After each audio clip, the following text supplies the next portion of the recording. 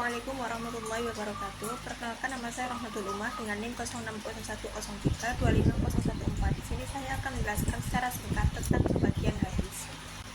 Pembagian hadis itu terdapat dari hadis ditinjau dari segi persambungan sanad, hadis ditinjau dari segi kuantitas sanad, ditinjau dari segi kualitas sanad dan matan, hadis ditinjau dari penisbatan pada pembicaranya.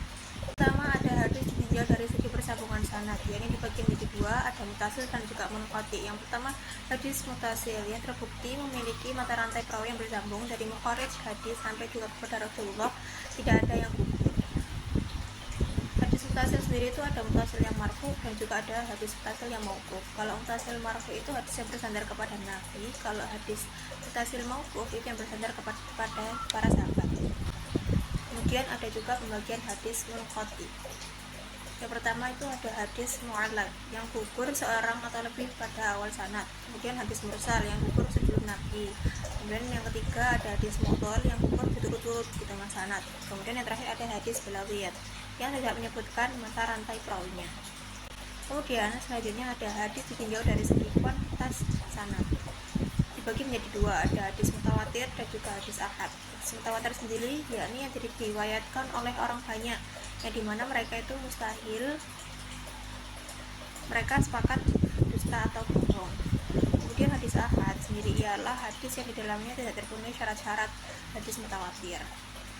Pembagian hadis mutawatir sendiri itu ada mutawatir lafzi, yakni hadis yang diriwayatkan banyak orang dengan susunan redaksi dan maknanya itu benar antara yang satu dengan yang lainnya. Kemudian mutawatir ma'nawi, yakni hadis yang perawinya berlain-lain dalam menyusun redaksi, tetapi berlain-lain susunan itu terdapat penyesuaian prinsip. Kemudian ada mutawatir amali, yakni praktik keagamaan yang dikerjakan kemudian diikuti oleh para sahabat, tabi'in dan juga seterusnya.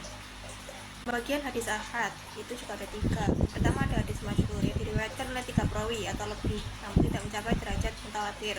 Kemudian yang kedua ada hadis aziz yang hadis diriwayatkan oleh 2 orang maupun 2 orang terdapat pada satu tokoh. Kemudian yang terakhir ada hadis gharib yang diriwayatkan oleh 1 orang dalam meriwayatkannya, mana saja pemilihan dalam sanad itu terjadi. Adapun pembagian hadis ditinjau dari segi kualitas sanad dan matan. Ada 3, yakni hadis sahih, hadis hasan dan juga hadis dhaif. Hadis sahih sendiri yang sanadnya itu bersambung dari awal sampai akhir dan tidak mengandung unsur zat, ilat, dan juga dia terbagi menjadi 2 macam. Pertama hadis sahih li dzatihi yang memenuhi syarat hadis, dan ada sahih li ghairihi yakni hadis hasan tapi ada hadis lainnya yang dapat memperkuat dan juga memiliki substansi yang serupa.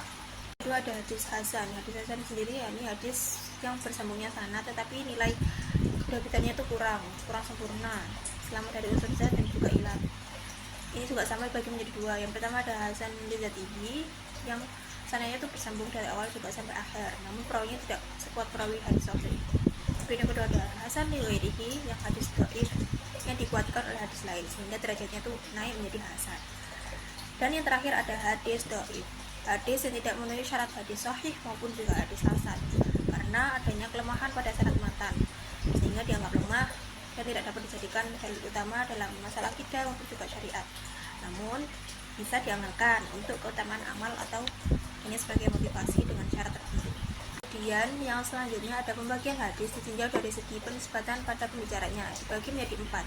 Yang pertama ada hadis qudsi, marfu, mauquf dan juga maqtu'. Yang pertama hadis qudsi. Hadis qudsi sendiri yakni hadis yang ucapannya itu dari Nabi Muhammad SAW dan maknanya itu dari Allah SWT yang disampaikan melalui mimpi.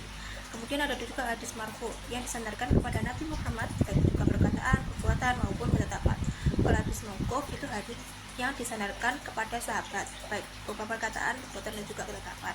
Dan yang terakhir ada hadis maqtu' yang hadis itu disandarkan kepada tabi'in baik berupa perkataan, perbuatan dan juga ketetapan.